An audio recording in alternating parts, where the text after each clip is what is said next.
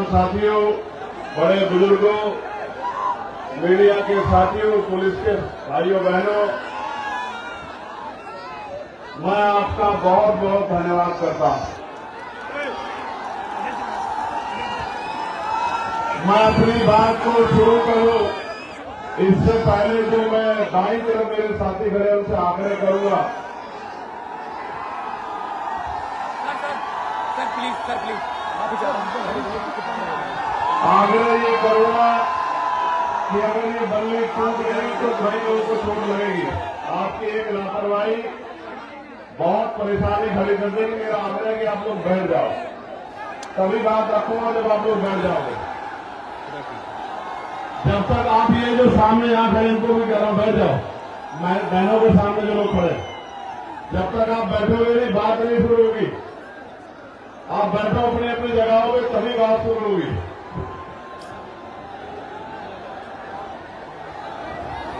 ये जो साथी है वो भी बैठो वहां जो सामने, मां बहनों से थोड़े देर पीछे पीछे होकर बैठो कि उनको परेशानी ना हो।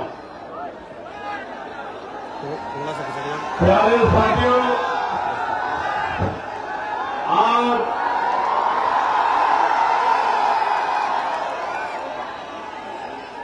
जब अगर जगह नहीं है तो वहां से इधर निकल जाओ, लेकिन व्यवस्था मत करो। चोट लग जाएगी, मुझे आपकी फिक्र है। किसी एक भाई को भी चोट लगी तो नुकसान होगा। मैंने आपका प्यार देख लिया, लेकिन खाली करो उसको।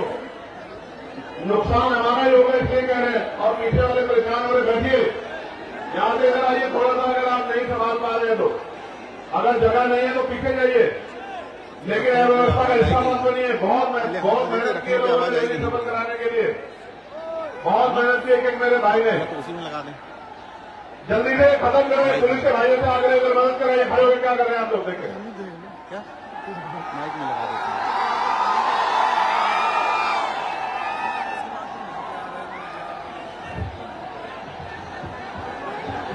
जल्दी से बैठिए, फिर बात रखनी है, बहुत गर्मी है।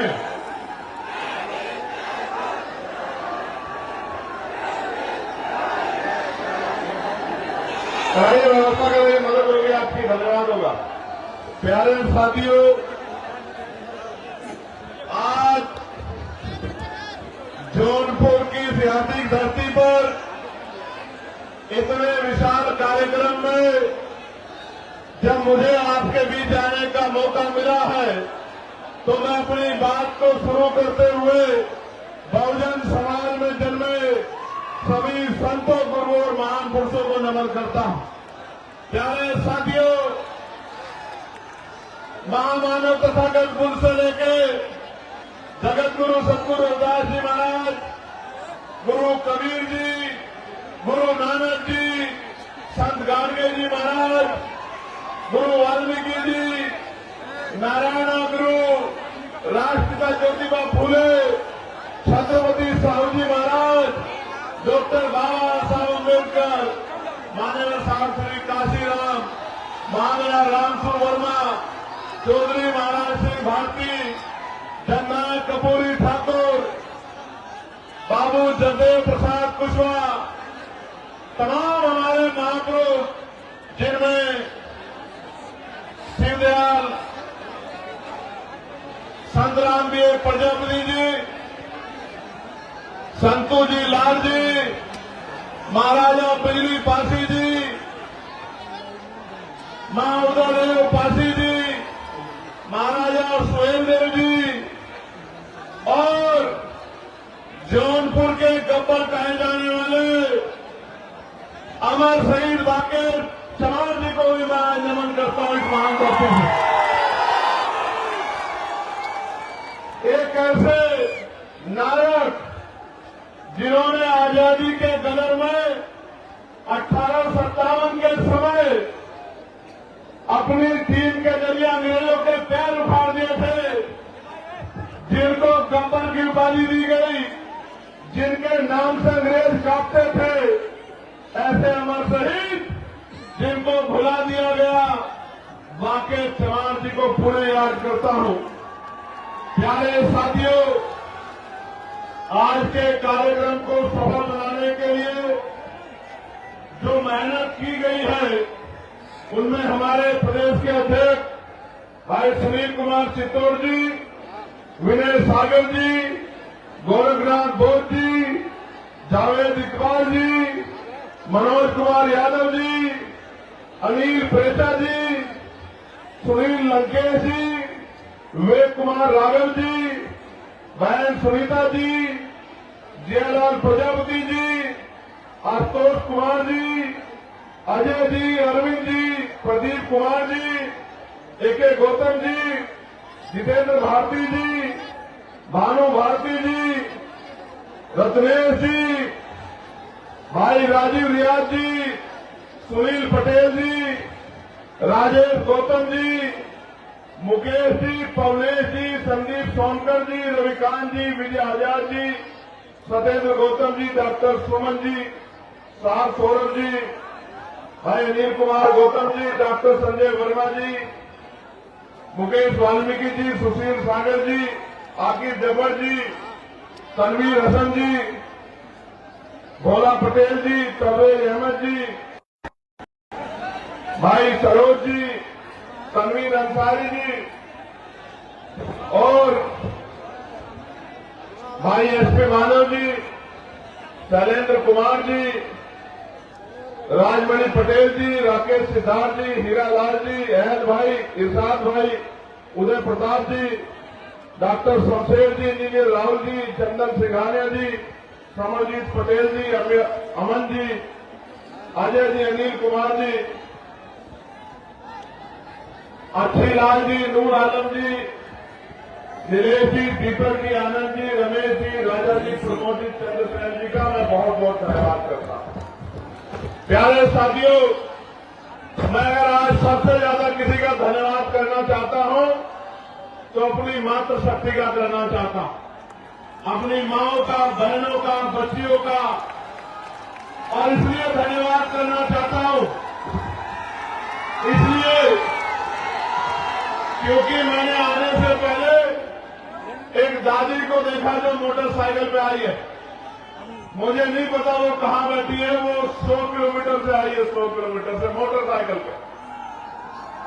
मैंने उन माओं को सुना जो पैदल आ रही थी और उनसे पूछा गया कि आप कहां से आई हैं, तो उन्होंने जो बात कही कि हम अपनी बस लेके आए हैं, अपने पैसे से आए हैं, और अंत में उन्होंने कहा कि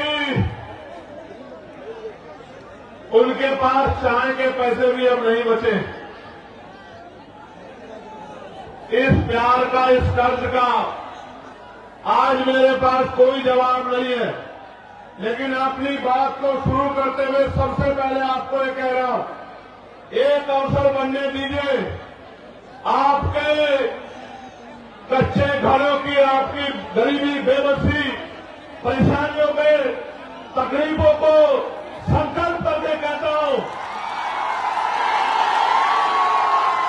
जिस दिन अवसर बनेगा, 1 साल के अंदर अगर आपके घरों में चिराग नहीं जले, आपके दिल से आशीर्वाद नहीं निकला, आपकी परेशानियां हल नहीं हुई और आपकी आंखों के आंसू नहीं सूखे, आपकी भूख, जिनके लिए आज परेशान होना पड़ता, वो भूख नहीं खत्म हुई, आपको मान सम्मान का जीवन न मिला, तो राजनीति छोड़ के घर बैठ जाऊंगा। मेरी बात को आप याद रखना।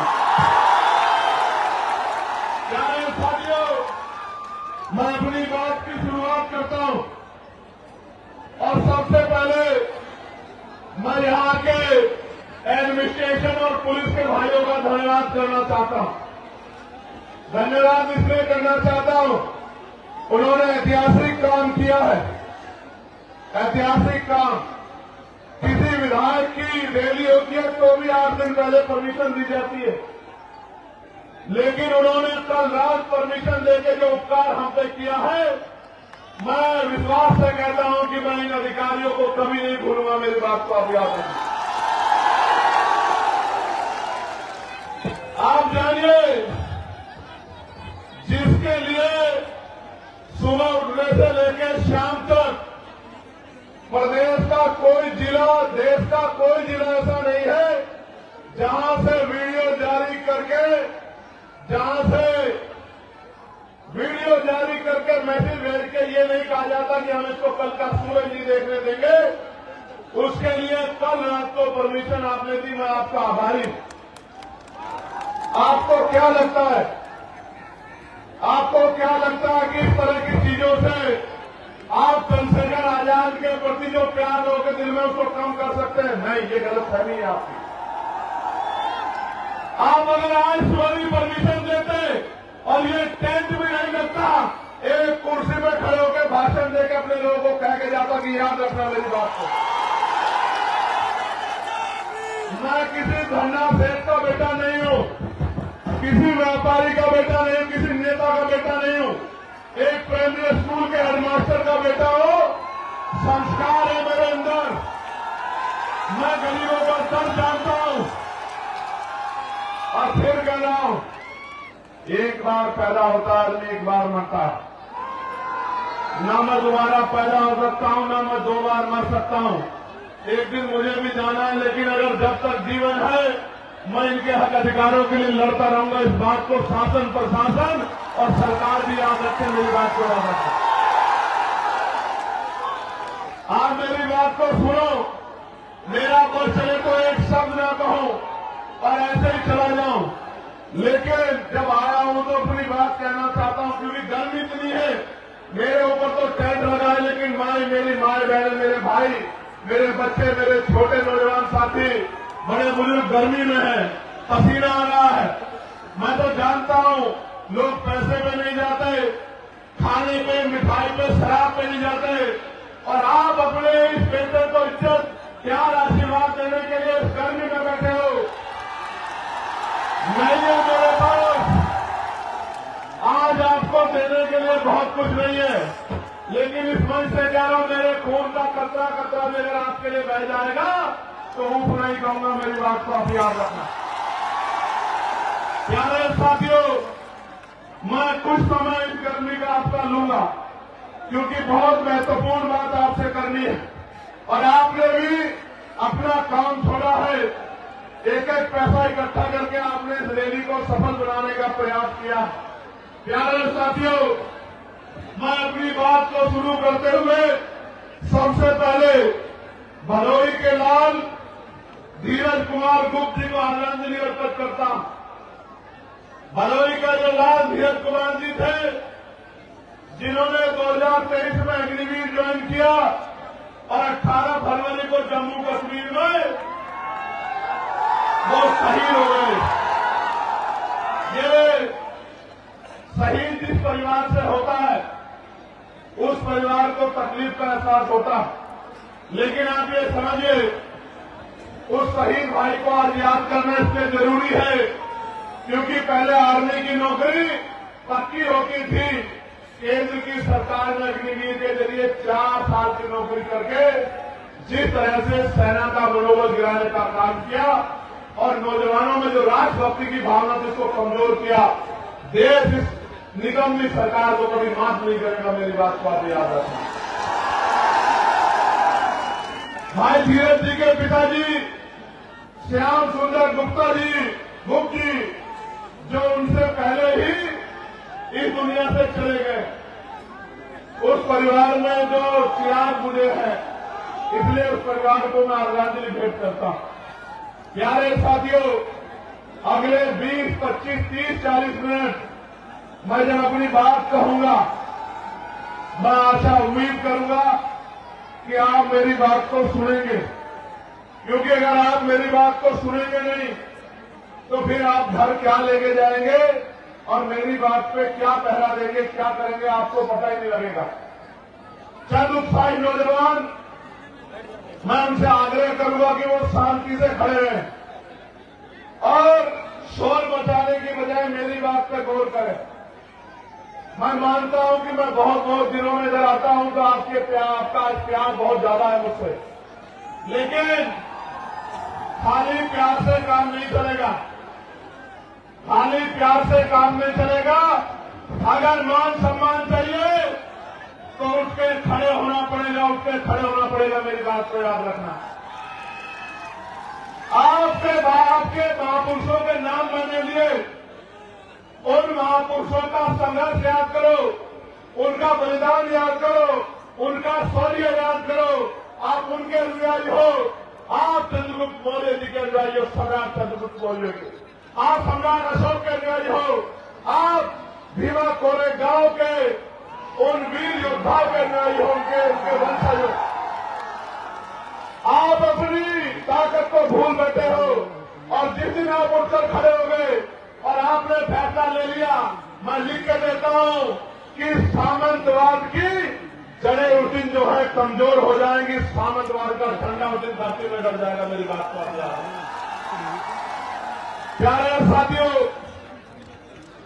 आज मैं यहां बहुत बातें कहने आया था, लेकिन आज मैं यहां चुनावी भाषण पे बात नहीं करूंगा। आज मैं यहां अपने दिल की बात कहूंगा, और वो ये है कि मैं उन नौजवानों की बात कहने के लिए आया हूं जो डिग्रियां लेकर सड़कों पे घूम रहे हैं, लेकिन रोजगार नाम की चीज उनके पास नहीं। आज मैं उन माओं की, उन बड़े बुजुर्गों की, मेरे अभिभावकों की बात करूंगा जिन्होंने अपना खून, अपना पसीना, अपना पेट काट काट के अपने बच्चों की पढ़ाई में लगा दिया, और वो बच्चे नौकरी के अभाव में बेघर घूम रहे हैं। वो माँ बाप ये देख रहे हैं कि कब उनके बच्चों को रोजगार मिले। आज मैं उन किसानों की बात करूंगा जो किसान इस जोन में कभी बाढ़ से प्रभावित होते हैं, कभी सूखे से प्रभावित होते हैं, कभी खनन माफियाओं के चोट से प्रभावित होते हैं, कभी सरकार के जुल्म से प्रभावित होते हैं, कभी खाद समय पर नहीं मिलता, कभी डीएपी समय पर नहीं मिलता, कभी यूरिया समय पर नहीं मिलता, कभी उनकी फसल बर्बाद हो जाती है, उनको मुआवजा भी नहीं मिलता। आज मैं उन किसानों की बात यहां करने आया। आज मैं अपनी उन बहन बेटियों की बात करने आया हूं जिनके लिए सरकार कहती है कि हम उनको साइकिल देंगे, हम उनको स्कूटी देंगे, लेकिन ये निकम्मी सरकार हमारी बहन बेटियों की इज्जत की रक्षा भी नहीं कर पा रही है। उनका दर्द कहने के लिए आज मैं यहां आया। प्यारे साथियों, हमारी वर्दी में कोई खोट नहीं है। ये जो पुलिस के मेरे भाई हैं, मैं इनको सैल्यूट करता हूं, लेकिन आप नहीं जानते ये मजबूर हैं, क्योंकि पुलिस सरकार के अंदर में होती है। जो सरकार चाहती है वो पुलिस के भाइयों को मजबूरी में करना पड़ता है। अगर अनुशासन में काम करेंगे तो कार्रवाई होगी, न चाहते हुए भी कई बार मजबूरी में ऐसे कदम उठाते हैं। इसका एक उदाहरण मैंने आपको बता दिया कि रात लेट नाइट परमिशन दे रहे हैं, अगले दिन कार्यक्रम है, टेंट कैसे लगेगा, कार्यक्रम कैसे होगा। इससे एहसास होता है कि पुलिस कितनी मजबूर है। मैं आपको विश्वास दिलाता हूं और पुलिस के भाइयों से शुरुआत करूंगा। एक अवसर बनने दो आजाद समाज पार्टी काशीराम को 8 घंटे की ड्यूटी आपकी करके दिखाएंगे। मेरी बात को सप्ताह में 1 दिन छुट्टी दिला के रहेंगे, आपको याद रखना। प्यारे साथियों, वेतन मिशन से दूर कराएंगे आपका जो बैकलॉग है भर के, आपको जो 24 घंटे ड्यूटी का प्रेशर बना हुआ ये खत्म करेंगे, और आपको बॉर्डर स्कीम खत्म करके अपने जिले के बराबर के जिले में जाने की आजादी देंगे। मेरी बात को आप याद रखना। आपसे शुरुआत करें। प्यारे साथियों, अभी शिक्षा मित्रों को मैं बधाई देता हूं, लेकिन बधाई अधूरी है, क्योंकि मैं तो शिक्षा मित्रों का वेतन 25,000 से पार जाता था, लेकिन हमारे सब प्रयास के बाद सरकार ने लगभग 18,000 रुपए की घोषणा की है। प्यारे साथियों, अभी तो शिक्षा मित्रों की बात आगे बढ़ी है, अभी तो लड़ाई पीआरडी के जवानों की बाकी है, होमगार्ड भाइयों बहनों की बाकी है, भोजन माताओं की बाकी है, आशा आंगनबाड़ी बहनों की बाकी है, पंचायत सहायकों की बाकी है, रोजगार सेवकों की बाकी है। जब तक इनके मानदेय वेतन में वृद्धि नहीं होती और इनको कम से कम 20-20 हजार रुपए का रोजगार नहीं मिलता, तब तक हम लोग रुकने वाले नहीं, सरकार को मजबूर करके छोड़ेंगे। इस सरकार को मजबूर करके छोड़ेंगे कि जिनसे काम लेते हो उनको कम से कम इज्जत का वेतन देने का काम करो। सिर्फ यही लड़ाई खत्म नहीं होगी जब तक ग्रामीण क्षेत्रों में महिलाओं को सम्मानपूर्वक रोजगार नहीं मिलेगा, तब तक ये लड़ाई पूरी नहीं हो सकती। मेरी बात को आप याद रखना। और आज कह रहा हूं, 2 किलो राशन नहीं दूंगा, आटा चावल नहीं देंगे हम लोग, 2,000 रुपए नहीं देंगे, लेकिन आपके बच्चों को इतनी अच्छी शिक्षा देंगे और आपको रोजगार देंगे कि आप 20,000 रुपए घर पर रहकर कमाओगे। मेरी बात को आप याद रखें। आपके बच्चों को इतनी अच्छी शिक्षा देंगे कि वो अपने पैरों पर खड़ा होकर 50,000 रुपए का रोजगार करेगा और आपसे आंसू पूछने का काम करेगा। मेरी बात को आप याद रखें। प्यारे साथियों, उत्तर प्रदेश के हालात बदल रहे हैं। उत्तर प्रदेश के हालात बदल रहे हैं और एक तरफ तो नीले झंडे वाले बाबा साहब अम्बेडकर के अनुयायी पूरे साउथ के अनुयायी घूम रहे हैं, दूसरी तरफ कुछ बहरूपिये भी घूम रहे हैं। और बहरूपियों को कैसे पहचानना है, बहरूपियों को कैसे पहचानना है, तो उनकी बातों में गौर करना पड़ेगा। एक नेताजी तो विधानसभा में खड़े होकर कहते हैं, हालांकि मैं इस भाषा को नहीं यूज करना चाहता था, लेकिन मुखौटे तो उतारने पड़ेंगे, बिना मुखौटे उतरे का काम नहीं चलेगा। मैं जो मंचासीन हमारे नेता उनको भी बताना चाहता हूं कि आज देश में सिर्फ चमार जाति को आरक्षण नहीं मिलता, पूरे शेड्यूल कास्ट को आरक्षण मिलता है, पूरे बैकवर्ड कास्ट को आरक्षण मिलता है। और तो और कई सारे मैं देश भर में घूमता हूं, क्षेत्रीय आधार पर तो सामान्य जाति के लोगों को भी हिमाचल में, जम्मू कश्मीर में, उत्तराखंड में आरक्षण का लाभ मिलता है। और तो और 2019 से AWS के जरिए सामान्य जाति के गरीबों को भी आरक्षण का लाभ मिलता है। लेकिन सामंतवादी सोच क्या होती है, इसका उदाहरण मैं आपको बताता हूं कि एक नेता असेंबली में खड़े होकर कहते हैं कि मैंने केवल से पूछा कि आप चमार बनना चाहते हैं। आप समझो मानसिकता क्या है, वो ये बताने का काम कर रहे हैं, क्योंकि निषाद समाज के लोग ये मांग कर रहे हैं कि उनको शेड्यूल कास्ट में रखा जाए, तो ये बताने का काम कर रहे हैं कि जो आरक्षण लेता है वो चमार बन जाता है। और मैं उन नेताजी को और उनके बड़े नेताजी को कहना चाहता हूं मंच से, कभी बातें चमार का इतिहास पढ़ना तो आपको पता लगेगा, और कभी सिर्फ बातें चमार का इतिहास मत पढ़ना, कभी चमार रेजिमेंट का इतिहास पढ़ना तो आपको पता लगेगा कि हमारे शौर्य का, कि बहुजन समाज में शौर्य कितना। मैं तो बार बार कहता हूं कि बना के देखो, अहिर रेजिमेंट बना दो, गुजर रेजिमेंट बना दो, पाल रेजिमेंट बना दो, प्रजापति रेजिमेंट बना दो, निषाद रेजिमेंट बना दो, और देश की सेवा में, देश की रक्षा में मौका दो बहुजन समाज के लोगों को, हम दिखाएंगे देश की रक्षा कैसे होती है। बनाओ मौर्य रेजिमेंट, बनाओ साक्य रेजिमेंट, बनाओ पूर्वी रेजिमेंट, अगर आपका हिम्मत है बनाओ पटेल रेजिमेंट, और दोनों का हम बताएंगे हमारे अंदर कितनी क्षमता। इतिहास गवाह है कि हमने अंग्रेज हो या कोई और शासक हो, किसी के आगे घुटने नहीं टेके, इतिहास बात का गवाह। प्यारे साथियों,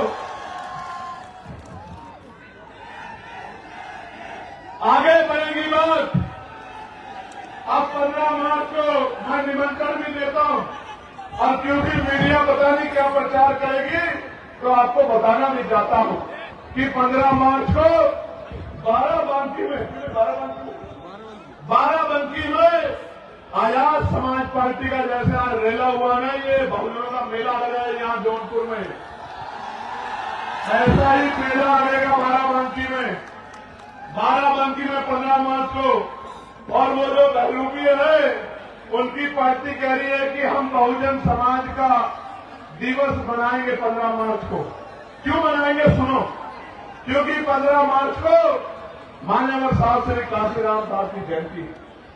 लेकिन क्यों मनाएंगे, क्योंकि आपके पास वोट है इसलिए, और आप मान्यवर काशीराम साहब का सम्मान करते हैं। मगर ये नहीं बताएंगे कि मान्यवर काशीराम साहब की जयंती में जो अवकाश तय हुआ था, इन्हीं बहरूपियों की सरकार ने उस अवकाश को कैंसिल करने का काम किया। और तो मान्यवर काशीराम साहब के नाम से बने जिले का नाम भी इन्हीं बहरूपियों ने बदलने का काम किया था। और तो मान्यवर काशीराम साहब के नाम से सहारनपुर में बने मेडिकल कॉलेज का नाम भी इन्हीं बहरूपियों ने बदलने का काम किया था। और उससे भी तकलीफ दे प्रमोशन में रिजर्वेशन का बिल भी इन्हीं बहरूपियों के नेताओं ने पार्लियामेंट में फाड़ने का काम किया था, जिसकी वजह से हमारे SC/ST के कर्मचारी अधिकारियों को खून के आंसू रोने पड़े और डिमोशन हमारे लोग का हुआ। अगर इनकी जगह में होता तो मानव काशीराम साहब का नाम बदलने की बजाय एक और मेडिकल कॉलेज दूसरे महापुरुष के नाम पर बना। इनकी जगह में होता तो प्रमोशन में रिजर्वेशन कैंसिल करता, बिल फाड़ने के बजाय एससी एसटी के साथ ओबीसी के भाइयों को भी प्रमोशन में रिजर्वेशन का लाभ दिलाने का काम करता। और तो इनका चेहरा कब बेनकाब हुआ और ज्यादा कब हो गया जो बात बहुजन की करते हैं, लेकिन जब यूजीसी का कानून आया, गाइडलाइन आई, तो ये सब लोग विरोधियों के पक्ष में खड़े हो गए। ये बात बहुजन की करते हैं और गुलामी 15% लोगों की करते हैं। ये जो बहरूप के टुकड़े, मैं इनकी बात कर रहा हूं। अभी आएंगे वो नीला पट्टा पहन के आएंगे, बाबा साहब की बैनर पर तस्वीर लगाएंगे, लेकिन जब आपके बच्चों के भविष्य को यूनिवर्सिटियों में कुचला जाएगा, जब उनकी हत्याएं होंगी, संस्थानिक हत्या, जब रोहित वेमुला, पायल तड़वी, देवता मेघवाल को मारा जाएगा, तो इनके मुंह से एक आवाज नहीं निकलेगी। तब ये गुलामों की तरह अपने मालिकों का साथ देंगे, अपने बहुजन गरीब समाज का साथ नहीं देंगे। प्यारे साथियों, आपको भी कमर कसनी है कि अपने बच्चों की हत्या नहीं होने देनी है। और मैं आज इस मंच से कहना चाहता हूं कि यूजीसी की गाइडलाइन तो लागू होकर रहेगी, उनको कोई रोक नहीं सकता है। मेरी बात कर रहा है क्योंकि मैं कल ये भारतीय जनता पार्टी के पूर्व नहीं वर्तमान सांसद को सुन रहा था और बहुत सही बात कह रहे थे। वो ये कह रहे थे क्योंकि उनको एहसास है कि अगर एससी एसटी ओबीसी का विरोध करेंगे तो एमपी एमएलए भी नहीं बन पाएंगे ये लोग। 15% से कोई एमपी एमएलए नहीं बन सकता है। मैं आपको कह रहा हूं, जो आपके अधिकारों का विरोध करे उसके लिए नारा मेरा याद रखना कि ना तो नोट उनको देना और ना वोट उनको देना जो आपके अधिकारों का विरोध करते हैं, आपके बच्चों का विरोध। अपना नोट भी उसको देना और अपना वोट भी उसको देना जो आपके लिए सीना तान के खड़ा है, गोली की परवाह नहीं करता, जेल की परवाह नहीं करता, मुकदमे की परवाह नहीं करता, जो आपके आंसुओं पे अपना खून बहाने को तैयार है। आपको भी तैयार होना पड़ेगा उसको शक्ति देने के लिए, वरना फिर बहुत बड़ा नुकसान हो जाएगा। मेरी बात को आप याद रखना। प्यारे साथियों, हमने तय किया है कि हम सबसे बड़ा बदलाव ये करेंगे, जब हम पे अवसर बनेंगे आजाद समाज पार्टी के लोगों पे, तो हम सबसे बड़ा बदलाव ये करेंगे कि हम नई शिक्षा नीति लागू करेंगे। अब वो नई शिक्षा नीति क्या होगी? वो नई शिक्षा नीति ये होगी कि चाहे चीफ सेक्रेटरी हो या मुख्यमंत्री हो, चाहे मंत्री हो या संतरी हो, चाहे सांसद हो या विधायक हो, चाहे चेयरमैन हो या जिला पंचायत का अध्यक्ष हो, गांव के सरपंच और पंचायत के मेंबर से लेके और मुख्यमंत्री तक के बच्चों को और डीजीपी चीफ सेक्रेटरी से लेके पंचायत के सेक्रेटरी के, डीएम एसएसपी के, सीओ दरोगा जी के, एडीएम एसडीएम के, कानून तहसीलदार के, सबके बच्चों को, आईजी डीआईजी कमिश्नर एडिशनल के बच्चों को सरकारी स्कूल में पढ़ाने का काम करेंगे। मेरी बात को अच्छा आप सोचोगे इससे बदलाव क्या हो जाएगा? मैं आपको बताता हूं इससे बदलाव क्या होगा। इससे बदलाव ये होगा कि जब उनके बच्चों के हितों की बात आएगी तो सरकारी स्कूल की व्यवस्था ऐसी होगी कि वहां 5 स्टार होटल भी आपको कमजोर महसूस होगा, उसके सामने खोखला साबित होगा। क्योंकि जब एक स्कूल में एक ही टेबल पे जिलाधिकारी का, एसएसपी का, किसान मजदूरों का, गरीबों का बच्चा बैठेगा तो टीचर भी टाइम पे आएगा, कमरे भी अच्छे होंगे, साफ सफाई भी होगी और पढ़ाई भी अच्छी होगी। तभी जाके गरीबों के हिस्से में जो है अच्छी जिंदगी के सपने शुरू होंगे। प्यारे साथियों, हम हेल्थ पॉलिसी में बदलाव करेंगे। हम तय करेंगे कि जितने भी लोग कानून बना रहे हैं या जो कानून को लागू करा रहे हैं, उन सबका उनके बच्चों का इलाज सरकारी अस्पताल में हो बीमार होने के बाद। जितनी होगा आप देखना, मशीनें भी अच्छी होंगी, एक्सरा भी वही होगा, सारे टेस्ट भी वही होंगे और दवाइयां भी वही मिलेंगी, बिल्डिंग भी अच्छी होगी, सुविधाएं भी होंगी तो गरीब की जेब पर जो डाका पड़ रहा है इलाज के कारण, ये डाका नहीं पड़ेगा। मेरी बात को आप याद रखना। प्यारे साथियों, हम कानून व्यवस्था को इतना मजबूत करेंगे कि किसी की हिम्मत नहीं होगी किसी गरीब की बेटी की तरफ, उसके बेटे की तरफ, उसकी जमीन की तरफ, उसकी पत्नी बहनों की तरफ हाथ उठाने की। मेरी बात को आप याद रखना। और जो गुंडागर्दी करेगा उसको ऐसा सबक सिखाएगी पुलिस कि दोबारा पीढ़ी में भी कोई गुंडागर्दी करने वाला माफिया नहीं पैदा होगा। मेरी बात को आप याद रखना। प्यारे साथियों, ये जो केंद्र और राज्य की डबल इंजन की गुंडागर्दी की सरकार चल रही है, इस गुंडागर्दी की सरकार को सबक सिखाने का समय आ गया। मेरे भाइयों, मैं आपसे आग्रह करना चाहता हूं कि इस गुंडागर्दी का जवाब हमें वोट की ताकत से देना। अभी वीरभानपुर में क्या हुआ? वीरभानपुर में क्या हुआ? सत्ता को खुश करने के लिए पुलिस के लोगों ने मेरी मां बहनों के ऊपर लाठियां चलाने का काम किया। पूरे गांव में कितनी मारपीट की आपको पता है। मैं इनको समझाता हूं कि भाई ऐसा काम मत करो। शराब के नशे में जाके आप गांव में अराजकता करोगे और जनता आपसे विरोध नहीं करेगी तो ऐसा नहीं हो सकता।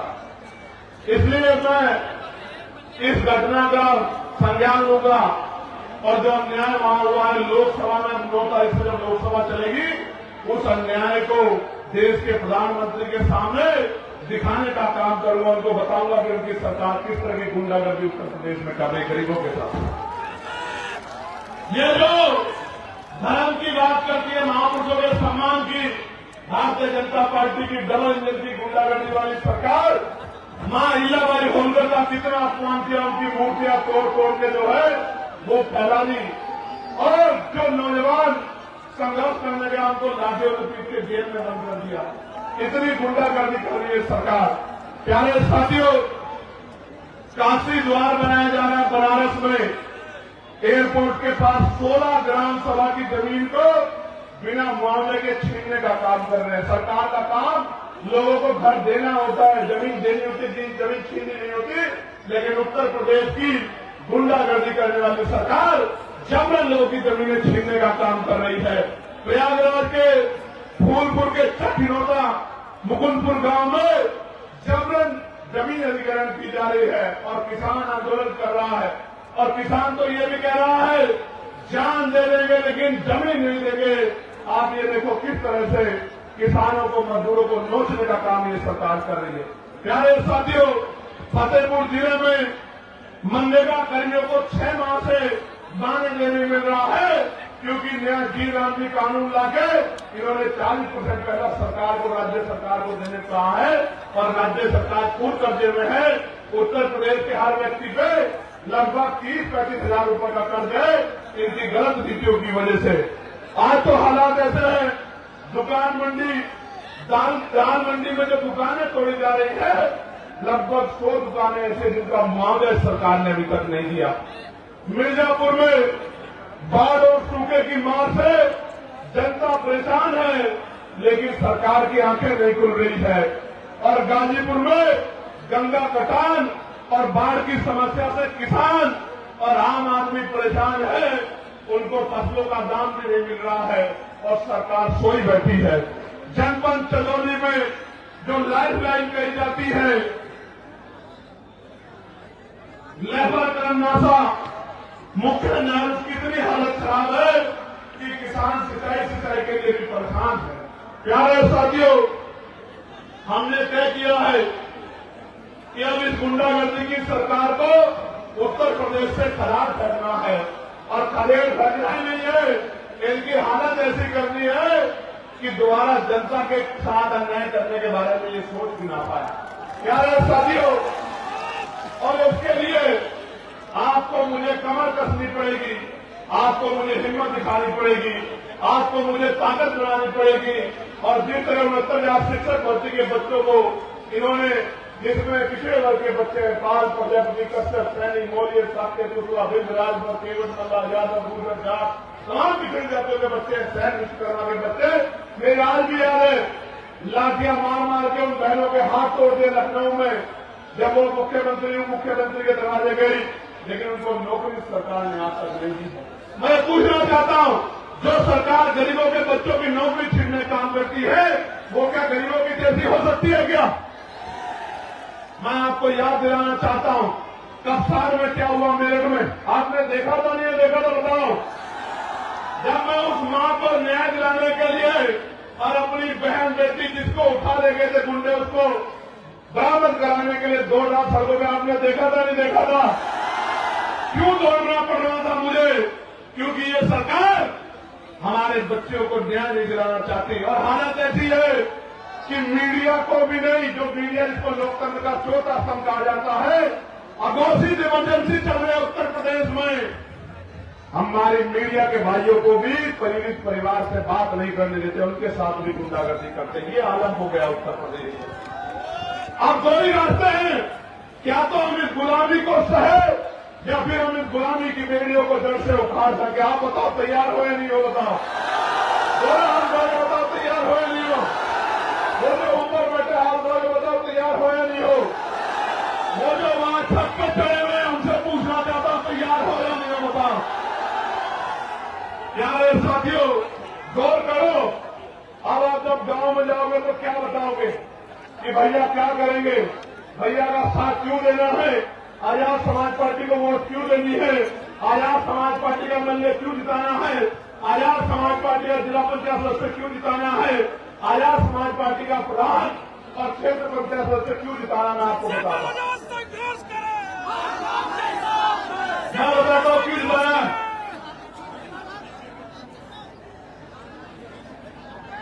मैं बताता हूं क्यों जिताना।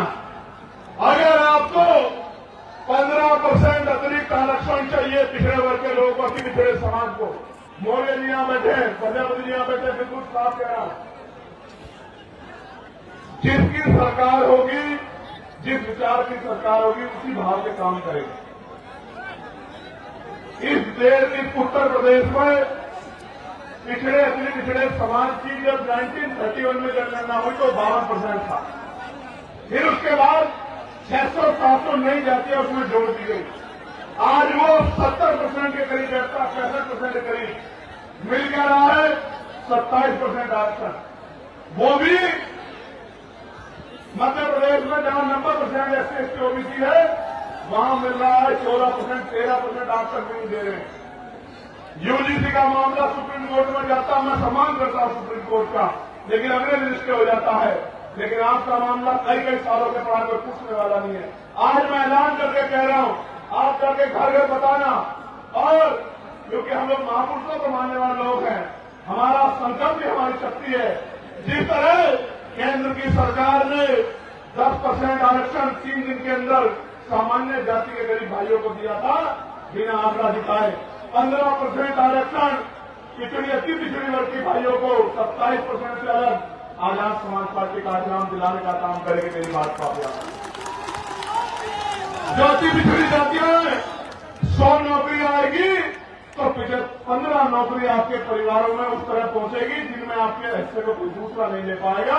और बाकी आपकी हिम्मत पे है, आप पढ़े लिखे आपके बच्चे जनरल मेरिट या पिछड़े वर्ग में भी जाएंगे तो उसमें भी आपकी नौकरियों का संरक्षण करने का काम हम लोग करेंगे। मेरी बात को प्यारे साथियों, जातिगत गणना में ओबीसी का अगर कॉलम जुड़वाना है, ओबीसी की गणना करानी है, ये पता करना है कि ट्रैक्टर किसके पास है, ट्रॉली किसके पास है, बस किसके पास है, 4 पहिया गाड़ी किसके पास है, 2 पहिया गाड़ी किसके पास है, किसके अकाउंट में कितने पैसे, किसके पास कितना बिजनेस है, किसके पास क्या व्यापार है, किसके पास कौन शिक्षित है, किसके पास जमीन अगर जानकारी करनी है तो जनगणना करानी नहीं पड़ेगी और आर्थिक आंकड़े भी उसके जारी करने पड़ेंगे। ये तभी संभव होगा जब आजाद समाज पार्टी काशीराम के मेंबर असेंबली में और पार्लियामेंट में खड़े होंगे, तभी संभव होगा, इसके अलावा कोई रास्ता नहीं। प्यारे साथियों, अगर प्रमोशन में रिजर्वेशन SC/ST OBC के कर्मचारियों को दिलाना है, उनके हितों की रक्षा करनी है तो आपको आजाद समाज पार्टी काशीराम को ताकत देनी चाहिए। अगर आपको निजी क्षेत्रों में आरक्षण लागू कराना है, अपने बच्चों की हिस्सेदारी सुनिश्चित करनी है भेदभाव वाले समाज में, तो आजाद समाज पार्टी काशीराम को आपको वोट देंगे, क्योंकि आजाद समाज पार्टी काशीराम का इकलौता सांसद ही वहां यूजीसी के गाइडलाइन के समर्थन में सड़क और संसद में लड़ रहा था, दिल्ली जंतर मंतर में लड़ रहा था। बाकी तो आंख छिपा छिपा के इधर उधर घूम रहे। प्यारे साथियों, जो दुख तकलीफों में आपके नहीं हुए वो कल सत्ता में के अहंकार में आपके क्या हो जाएंगे, इस बात को आपको समझना पड़ेगा। इसलिए मैं आपसे कह रहा हूं कि आजाद समाज पार्टी को अगर आप कामयाब करेंगे, ताकत देंगे, तो फिर आपकी ताकत मजबूत होती जाएगी। गौर से सुनो मेरे प्यारे साथियों, अब बदलाव की घड़ी आ चुकी है। इस घड़ी का मैं भी इंतजार कर रहा हूं और आपको भी इंतजार है। आप जो इतना पैसा खर्च करके, समय खर्च करके इस कड़ाके की गर्मी में यहां डटे हुए हो, तो फिर आज यहां दिल पे ये संकल्प लेके जाओ, अपने दिल में दिमाग में बात मजबूत करके जाओ कि हमारे ऊपर जो जुल्म हुआ है, हमारे ऊपर जो अन्याय हुआ है, हमारे अधिकारों को जो लूटा गया है, हमें एक एक अधिकार छीन के लेना है और छीन के लेने के लिए हमें शक्ति बनानी है। और लोकतंत्र में शक्ति वो वोट में होती है। अपने वोट को मजबूत करना है, अपने बूथ को मजबूत करना है, अपने क्षेत्र को मजबूत करना है। प्यारे साथियों, आज जनता की अदालत लगी है, जनता की अदालत, और जनता की अदालत में फैसला होना है और इसका मौका 2027 में आएगा। बेसब्री से इंतजार है मुझे कि आप अपनी गुलामी की बेड़ियां काटने के लिए किस तरह का प्रयास करोगे, ये बताने के लिए मैं आज आपके पास आया। प्यारे साथियों, मेरी बात पे गौर करो। कब तक बेबसी, लाचारी, गरीबी, बीमारी, परेशानियों की जिंदगी जियोगे? एक समय था कि देश आजाद नहीं था, तमाम तरह के व्यवधान थे, तमाम तरह के जो है आपके ऊपर बंदी से लगाई गई थी। लेकिन बाबा साहब अम्बेडकर ने, मैं इस कहानी को इसलिए कह रहा हूं कि आपको, मेरी नौजवान पीढ़ी को पता लगे कि बाबा साहब अम्बेडकर ने अपने 4-4 बच्चे कुर्बान किए और कैसा समय बिताया। गौर से सुनो, ये जो अगली 10 मिनट है, ये आपके दिल पे ऐसी छाप छोड़ेगी कि आपको पता रहेगा बाबा साहब ने हमारे लिए क्या किया। प्यारे साथियों, इस देश में जिसके पास वोट का अधिकार नहीं है वो किसी संवैधानिक पद पे नहीं जा सकता है। मेरी बात को आप याद रखना। सिर्फ संवैधानिक पद पे नहीं जा सकता है, उसकी सुनवाई भी कहीं नहीं होगी। इस देश में 1917 से पहले 3% लोग वोट का अधिकार रखते थे। कितने परसेंट लोग? जोर से बताओ, जोर से बताओ। 3% लोग। फिर मॉन्टेगो चेमफोर्ड सुधार समिति बनी, उसने कुछ नए प्रावधान जोड़े, अमेंडमेंट किया कि वोट का अधिकार बढ़ना चाहिए, तो फिर नए लोगों को वोट का अधिकार मिला। किनको? जो पढ़े लिखे हैं बहुत, किनको? जो बहुत पैसे वाले हैं, किनको? जो जमींदार हैं, किनको? जो लगान देते हैं, किनको? जो व्यापारी है। और आप गरीब समाज उसमें नहीं था। फिर 15% लोगों को वोट का अधिकार हो गया। और आपको जान के बड़ा अचरज होगा कि जो आज आपके मसीहा बनते हैं धर्म के नाम पे, जो नारा लगाते हिंदू हिंदू भाई भाई, जो नारा लगाते जात पात पिछड़ो विदाई, एक आदमी नहीं था कि दलित पिछड़ो आदिवासियों को वोट का अधिकार मिल जाए। मैं आपको बताना चाहता हूं कि 1919 से पहले गरीब दलित पिछड़ी महिलाओं को तो छोड़ दीजिए, आदिवासी महिलाओं को छोड़ दीजिए, सामान्य जाति की एक भी महिला को वोट देने का अधिकार भारत के अंदर नहीं था। उन 15% वोटर में एक भी दलित पिछड़ा आदिवासी नहीं था। 1928 में, मैं अपने नेताओं को भी बता रहा हूं कि वो भी गौर से सुने, 1928 में बाबा साहब अम्बेडकर ने बहिष्कृत भिक्षाणी महासभा के उसके बैनर तले मेमोरेंडम दिया ब्रिटिश काउंसिल को और कहा कि ये लोकतंत्र नहीं है, ये तो धनतंत्र है, पूंजीपतियों का, मनुवादियों का, सामंतवादियों का गठजोड़ है। आज भी हमारे लोगों को वोट का अधिकार नहीं है। आपको भारत के हालात का नहीं पता है। जब पूरी बात मेमोरेंडम में कही, उस मेमोरेंडम की जांच करने के लिए साइमन कमीशन भारत आया। जब साइमन कमीशन ने यहाँ की इतिहास हिस्ट्री को देखा, यहाँ के हालात को देखा, यहाँ के लोगों से बात की, तो फिर 3 गोलमेज सम्मेलन हुए। उन 3 गोलमेज सम्मेलन में बाबा साहब अम्बेडकर ने हम लोग का प्रतिनिधित्व किया और बाबा साहब अम्बेडकर को कम्युनल अवार्ड मिला। जब बाबा साहब को कम्युनल अवार्ड मिला तो गांधी जी ने यहां जेल में आंदोलन कर दिया और फिर 24 सितंबर 1932 में पूना पैक्ट हुआ, हमारे अधिकार छीन लिए गए। बाबा साहब ने तो ये कहा कि मैं फल लेकर आया था अपने गरीब समाज के लिए।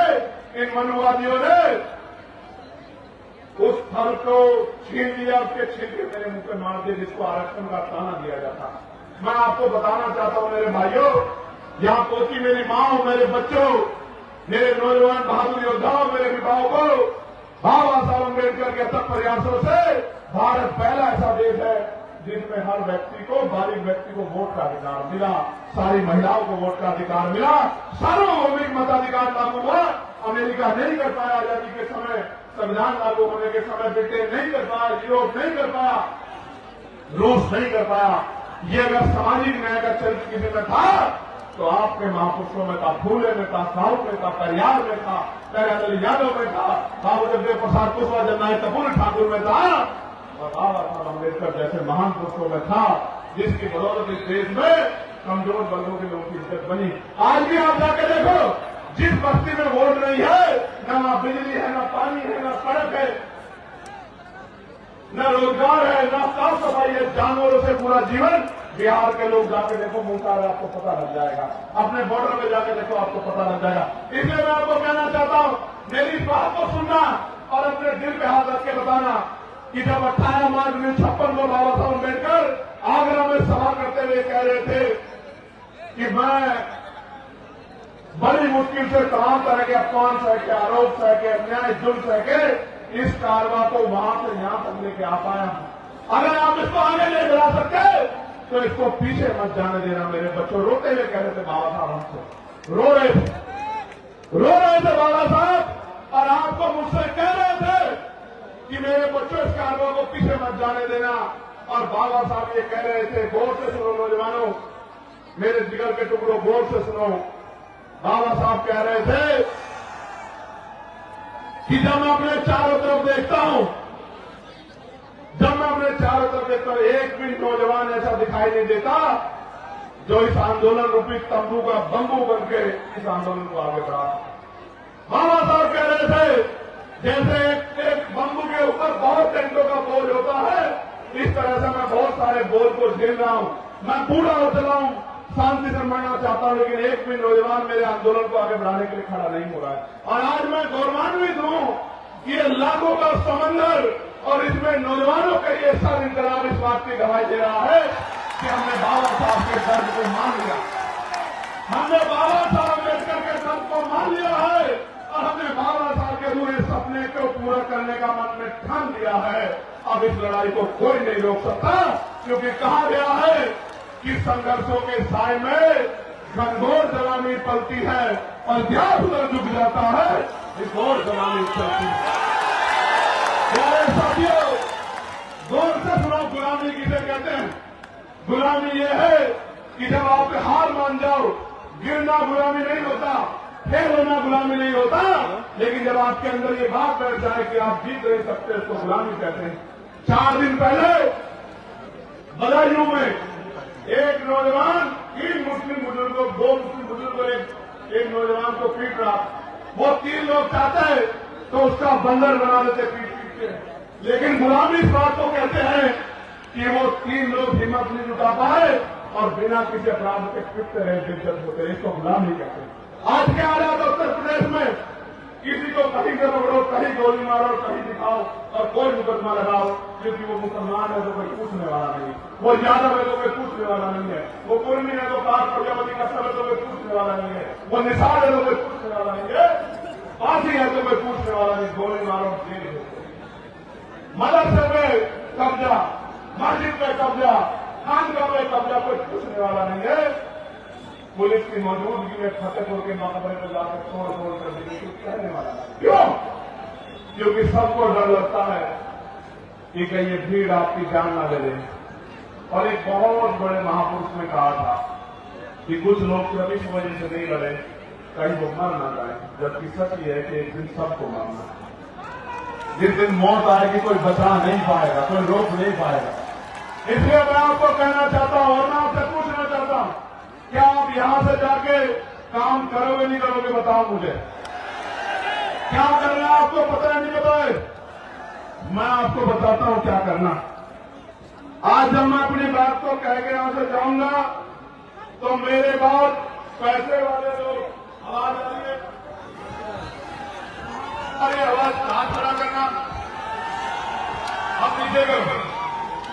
जब मैं अपनी बात कह के आज यहां से जाऊंगा मेरे बाद पैसे वाले सक्रिय हो जाएंगे, आपके घरों पे आएंगे, चुनाव का समय आएगा, कहेंगे पैसा ले लो, साठ ले लो, मिठाई ले लो, शराब ले लो। चंद्रशेखर आजाद के चक्कर में मत पड़ो, चंद्रशेखर आजाद बहुत दूर रहता है, आपको यही रहना है। मैं आपको वचन देकर कहता हूं, अगर आपने का काम उठेगी तो आप उठाने वाला चैन से सो नहीं पाएगा। मेरी बात को आप याद रखें। चंद्रशेखर आजाद आपसे दूर नहीं रहता, उनको बता दो कि चंद्रशेखर आजाद आपके दिलों में रहता है और उसको पैसे से निकाल नहीं सकते हो, उसको पैसे चुका नहीं सकते हो।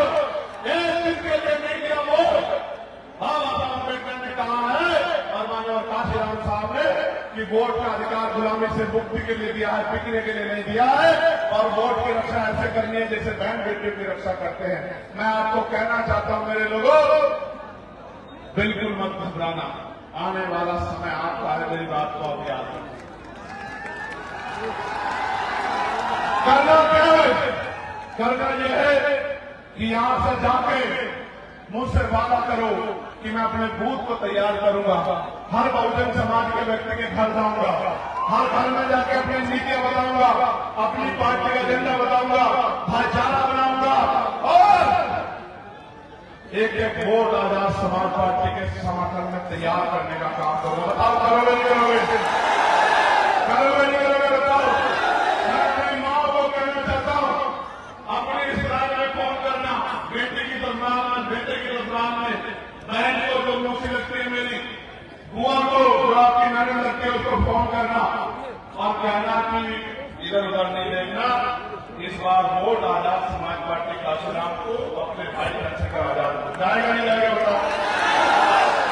और आप लोग क्या करोगे? आप लोग ये करना कि अपनी बस्ती को तैयार करना, अपने कस्बे को तैयार करना, अपने गांव को तैयार करना। और अगर सच्ची श्रद्धांजलि देना चाहते हो बाबा साहब को, उनके आंसू को सुधारना चाहते हो, अपने गांव का सपना पूरा करना चाहते हो, तो इस गरीबी बेबसी के जीवन को खत्म करने के लिए आपको खुद को मजबूत करना पड़ेगा। आजाद समाज पार्टी जब कोई पैसा लेके आएगा तो भूल को नहीं आओगे मुझे, जोर से बताओ, दोनों हाथ उठा के बताओ, भूल को नहीं आओगे। ऐसा तो नहीं होगा किसी और की नाराजगी मुझसे निकालोगे? पक्का? कोई ऐसा तो नहीं कि आपको गुमराह कर दे? ताकत बनाओगे बनाओगे, मेहनत करोगे करोगे। मेरे प्यारे साथियों सुनो, मांगने से भीख मिलती है, अधिकार छीनने पड़ते हैं और छीनने के लिए शक्ति बनानी पड़ती है। और जब तक वोट का अधिकार हमारे पास है तब तक ही मौका है कि हम संविधान को मानने वाले लोग हैं, हम किसी दूसरे रास्ते को इख्तियार नहीं कर सकते। इसलिए मैं आपसे कहना चाहता हूं, करोगे ना मेहनत? कौन आता है बताओ, करोगे नहीं करोगे मेहनत? वो जो पीछे लोग बैठने के बाद हाथ उठे बताओ, करोगे नहीं करोगे मेहनत? आवाज नहीं जाने लग जाएगी, बताओ वो जो पीछे मेहनत करोगे नहीं करोगे? ये बताओ, इस गरीबी के जीवन में खुश हो गया? इसको बदलना चाहते हो ना? तो पहले खुद को बदलना पड़ेगा। तैयार हो नहीं हो? अपने महापुरुषों के संघर्ष को कामयाब करोगे नहीं करोगे? ताकत बनाओगे नहीं बनाओगे? जुल्म जाति की बेड़ियां काटोगे नहीं काटोगे? अब मैं चुप हूं, आप बताओ क्या करोगे? मदद करोगे नहीं करोगे? बताओ। आवाज नहीं आ रही, अभी नहीं आ रही। देखो, जब आजाद समाज पार्टी ताकतवर होगी तो क्या होगा? आपके बच्चों को अच्छी शिक्षा मिलेगी, आपके बच्चों को अच्छी चिकित्सा मिलेगी, पढ़े लिखे भाइयों को रोजगार मिलेगा, मां को घर पे रोजगार मिलेगा, गांव में अन्याय अत्याचार खत्म हो जाएगा, अच्छी सड़कें बनेंगी, बिजली की व्यवस्था होगी, पानी की व्यवस्था होगी, साफ पानी की व्यवस्था, और आपको जीने का मौका मिलेगा। अभी तो गरीबी में किस तरह सर्वाइव कर रहे हो। और ये जो भ्रष्टाचार की सरकार है, भ्रष्टाचार की सरकार, इसका एक किस्सा मैं आपको बता देता हूं। मेरे याद आ गया इसका एक किस्सा, भ्रष्टाचार की सरकार का एक किस्सा, वो आपको बता के फिर अपनी बात को खत्म करूंगा।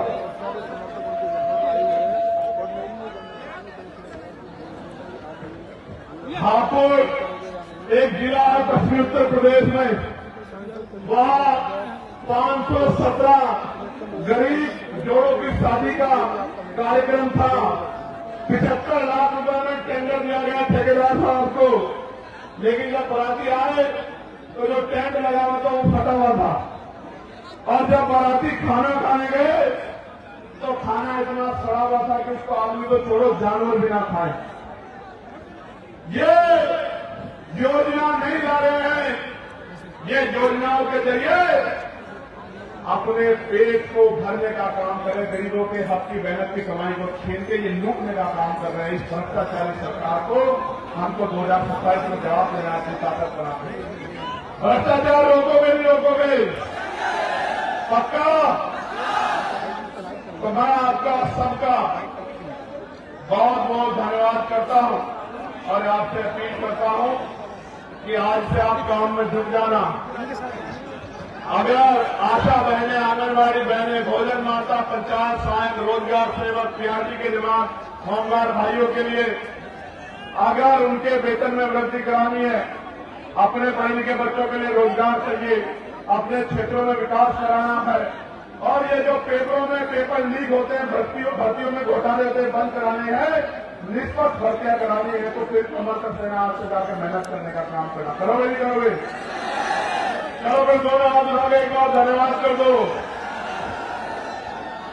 ऊपर वाले ने कम हाथ उठाया जो वहां है। नारा लगाओ मेरे साथ, जय भीम, जय भारत, जय संविधान, जय मंडल, जय जवाहर, वोट हमारा, राज तुम्हारा, नहीं चलेगा, नहीं चलेगा, वोट हमारा, राज तुम्हारा, नहीं चलेगा, नहीं चलेगा। एक नारा जो नया दिया है आज, वोट किसको दोगे? वोट अपना बहुजन को और नोट अपना बहुजन को। समझे नहीं समझे? न मनवादियों को वोट देंगे, न नोट देंगे। वादा करो मुझसे, पक्का? वादा हो गया? चलो बहुत बहुत धन्यवाद आप सबके लिए, मंगल कामनाएं। एक दो नारे और रह गए हैं, जरा जोर से लगा दो। हमारी सेना जिंदाबाद, जिंदाबाद, जिंदाबाद। हमारे अर्धसैनिक बल जिंदाबाद, जिंदाबाद, जिंदाबाद। हमारी पुलिस जिंदाबाद, जिंदाबाद, जिंदाबाद। परमिशन ने आज समय पर दे दिया करो, क्यों ऐसा करते हैं? सुनो, जब आजाद समाज पार्टी राजकाज में होगी, कोई विपक्ष आदमी रैली करेगा तो हम उसको 1 महीना पहले परमिशन